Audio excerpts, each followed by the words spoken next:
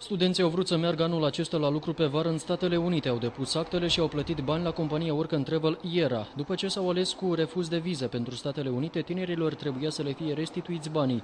Au găsit sediul pustiu, iar pe geam era lipit un aviz de dare în chirie a încăperii. Ni s-a promis că banii vor fi rambursați conform unei scrisori de garanție, însă aceasta nu a fost respectată, după care mi s-a mai garantat odată verbal că voi avea banii peste o săptămână, 100% garanție, însă asta iarăși a eșuat. Printre tineri se aflau și studenți înșelați acum un an.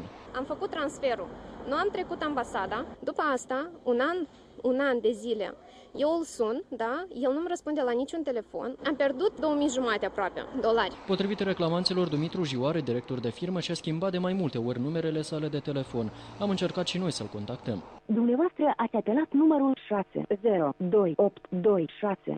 Cei 8 tineri veniți la companie după bani au mers să sesizeze Centrul pentru combaterea crimelor economice și corupției în privința acestui caz.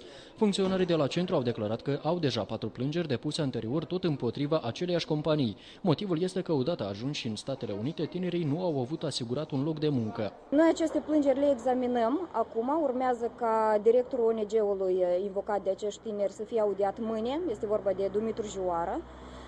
Și în funcție de explicațiile pe care le va da dânsul, deci vom putea să conturăm un tablou al acestei scheme după care s-a lucrat. Conform datelor oferite de Centrul Anticorupție, firma IERA ar fi înșelat peste 500 de persoane care au plecat sau intenționau să plece în Statele Unite ale Americii. Potrivit unor surse mass media, Dumitru Jioare, directorul companiei, ar conduce și firma care a organizat concertul ieșuat al lui Toto Cutugno la Chișinău.